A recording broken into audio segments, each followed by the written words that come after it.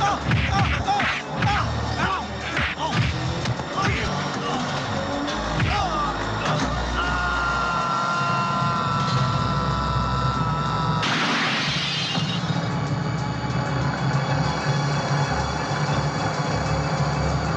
guys, it's Will. It's Hong Kong Cinema Appreciation Society. Welcome back to the channel. If you are new to the channel, welcome and thank you for finding us. If you give us a thumbs up, a thumbs up, thumbs up and a sub, and a comment and all that fun stuff, it will be much appreciated. Let's jump right into this video. What are we here to talk about? It's Tiger Cage 2!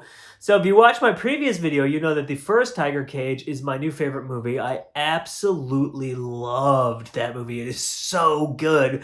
And I am very happy to tell you that the second one is freaking fantastic too. So here's my story with the second one. This is the Tiger Cage trilogy set. I thought I had seen this movie before because I have definitely seen two of the action scenes.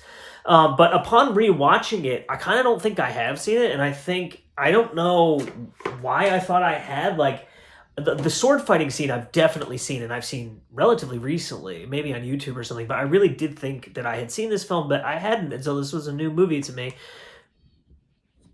That's that. And I have to give a huge shout out to Louise, who, as I said in my previous video, sent this to me as a gift so very, very thoughtfully and kindly, and I'm just so excited to have this. And, like, I loved both of these movies. Now, they're very different films. And that's like the old school poster there on the reversible artwork. They're very different films in like a very key way.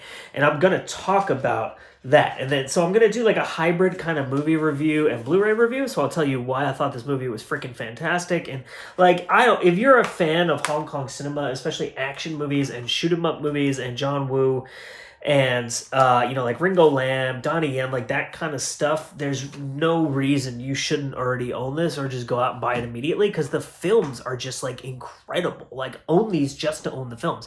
And you get that amazing artwork from Sean Longmore, you get commentaries from Mike and Arna, from Frank, interviews like, and I should also say, I forgot to mention this in the last what I did, but the booklet is friggin' fantastic in here. It has 3 like super like substantive interviews in it. And you can see interview with Vincent Lin, interview with Stephen Berwick, and then the interview with Michael Woods.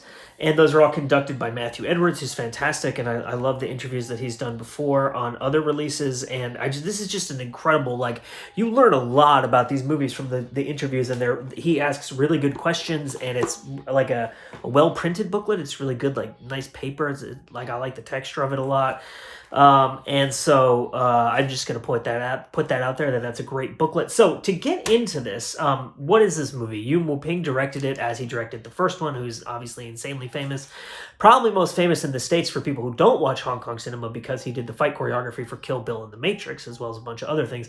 But he's been directing Hong Kong movies since the 70s, directed classic Jackie Chan movies, and like the classic Jackie Chan movies like Drunken Master and Snake and Eagle Shadow, and like all kinds of other amazing stuff. And he's an amazing fight choreographer.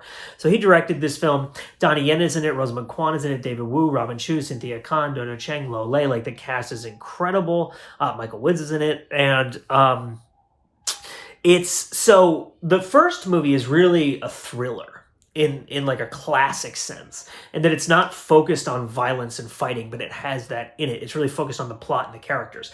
This movie, what I thought about this movie as I was watching it is, it's like if John Woo made a Girls with Guns movie. Like, it's just like there's shootouts everywhere, chase scenes and martial arts fighting scenes. Like, there's not a section of this movie where something doesn't just erupt into chaotic violence. And there's crazy stunts in this movie. There's one scene in this movie where it goes straight from one fight scene to another one. It's just, but like they're sitting in this outdoor restaurant and they start fighting with these guys at a next table who's like antagonizing them. And then there's these bad guys like watching them, basically waiting for something to happen. And they're like, this is our chance, let's go fight with them. So that erupts into a fight scene, which erupts into a chase scene, which erupts into one of the best freaking stunts I've seen in a long time.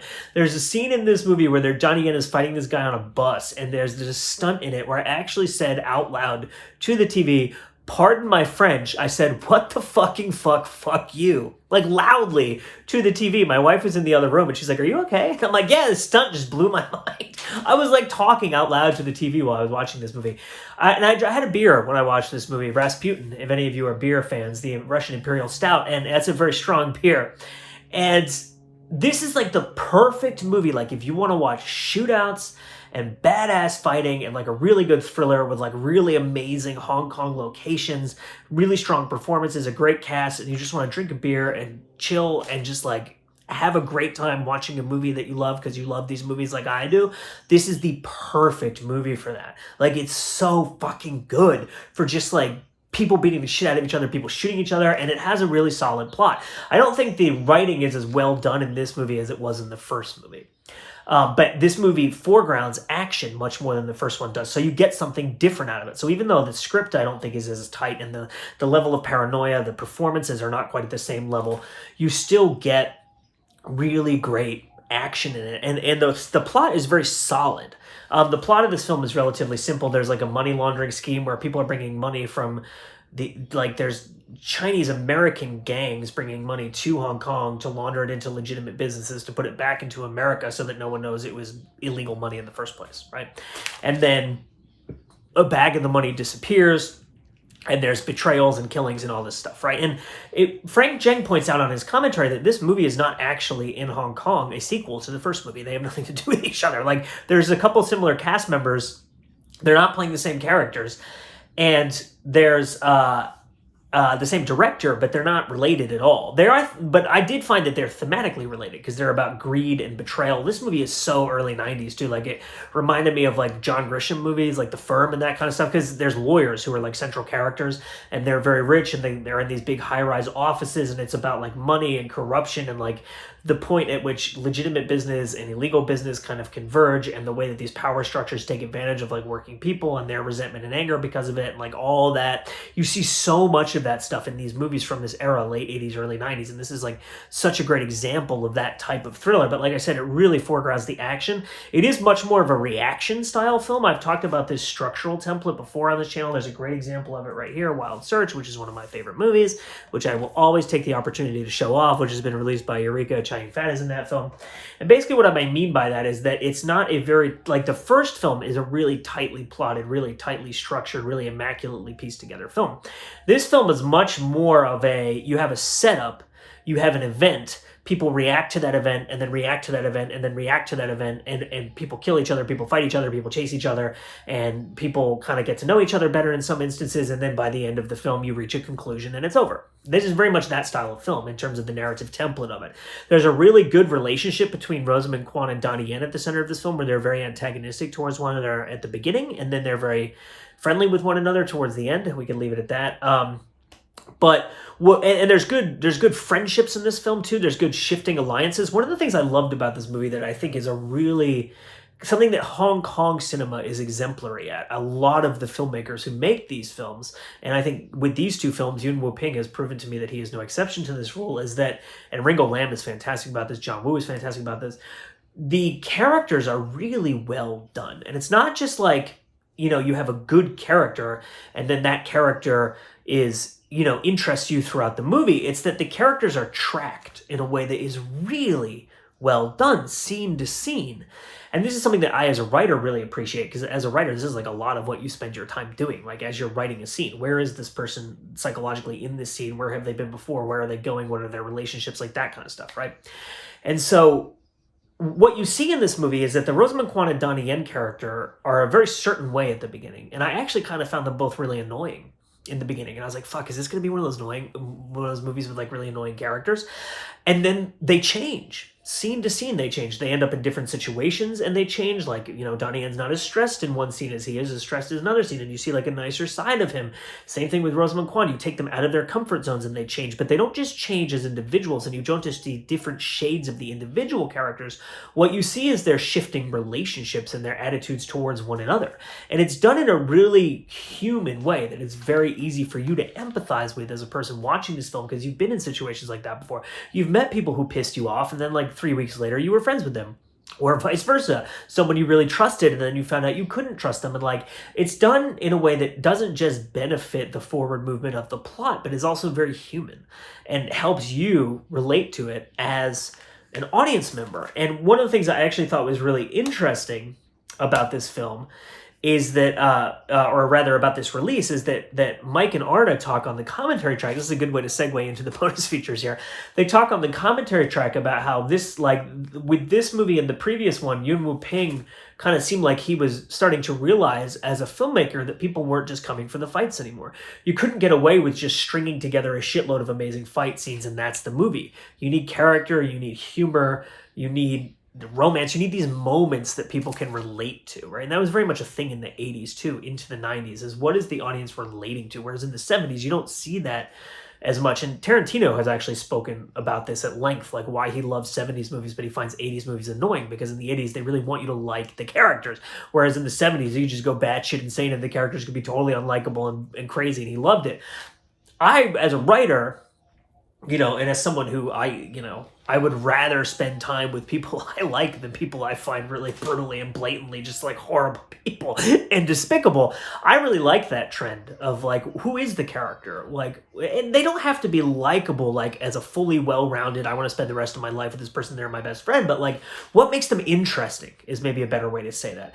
And I think that at this point in time, that was a really important aspect of making a film that would hit with audiences. Why do you care about these people? And again, it doesn't have to be that you love them and you want to spend all your time with them, but why are they interesting to you? How can you make them multifaceted? Because there are certain aspects of the Donnie Yen character that are totally unlikable, but there are certain aspects of him that really endear you to him, and his performance is really great, and Rosamund Kwan is great in this movie, and again, the action scenes, like there's a scene where they're in this tunnel in this movie, and the lights get turned out, and there's like these people have lighters, and they're like flicking them on and off, and it's just in like where people are appearing and disappearing in the light, and as the lights get turned on and off, and like there's so many innovative fight scenes, chase scenes, action scenes, shootouts. It's just nothing not to like about this movie, but like I said, it has that added bonus of really like well done character work. So to talk about the bonus material, I talked about Mike and Arna.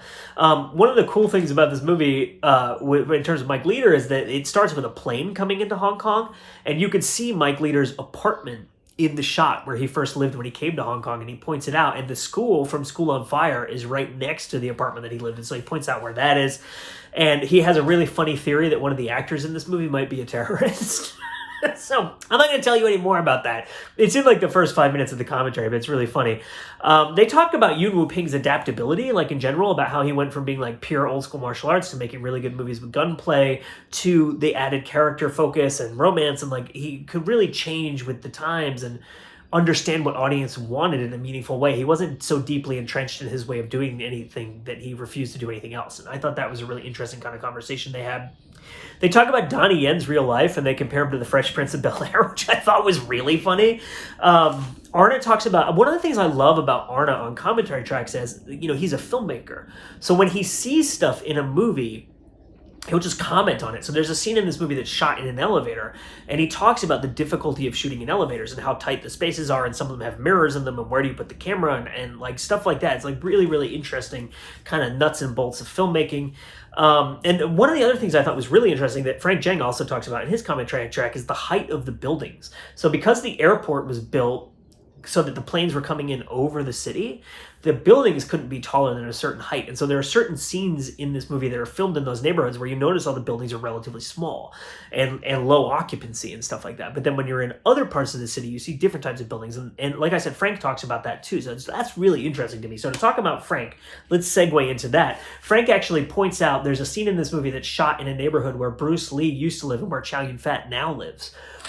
And that's just really cool to know because, I'm a location junkie and I just love shit like that. But Frank talks about where I told you there's the bus stunt that just blew my mind. Frank talks about not only where that was shot, but also the fact that it's a double-decker bus. Double-decker buses in Hong Kong are all closed roof, and the bus that they're shooting on is open roof, which means they must have rented it to make this movie. So there's just like really cool details like that that give you so much kind of context for the film that I think is so interesting. He talks about the history of outdoor dining in Hong Kong, which I thought was really cool because there's an outdoor eating scene, which is actually one of my favorite scenes in this movie. There's a really, really good scene where Donnie Yen and Rosamund Kwan have dinner together. And it's just, it segues into an awesome action scene, but it's also just a really good character scene. And he talks about the airport more in detail than Mike and Arna do, and like why it is where it is, and like the design of it, and how that affects the way the airplanes come in. Like so much historical information. It's just so good. So I'm going to leave you there because I've been trying to keep these videos shorter, and I've been trying to focus more on talking about movies and why I love movies. And I highly encourage everyone to go out and buy this set. And also to tell you what else is on here, because I just talked about the commentaries. There's the original Hong Kong trailer, and there's 2 versions of the film on here. I also forgot to mention there's the Hong Kong cut and the Malaysian cut. Now, what I will tell you, I watched the Hong Kong cut. What I will tell you is that I started them both and checked the length, and they're almost exactly the same length. So I would imagine the differences are like pretty small things. Maybe the music is there. I honestly don't know because I didn't watch the Malaysian cut. I just watched this movie last night. I fucking loved it. I watched the commentary tracks, and I'm like, I'm just going to pump out my review because I'm super hyped on it right now because I just watched it. But it does have both of those cuts, and they are from the original negatives, 2.0 English mono and 2.0 Canto with remastered English subtitles. And then it's got that reversible artwork and then that amazing booklet. My name is Will. It is Hong Kong Cinema Appreciation Society. I enjoyed the shit out of this movie. It's just so fucking good. It's so entertaining. It's so well done. It's part of the Tiger Cage trilogy box set, which you can see here, which was gifted to me by Louise, as I said, which I cannot thank you enough. It's such an incredible gift to get to go through these films. You're watching Hong Kong Cinema Appreciation Society. I thank you so much as always, and we will see you next time.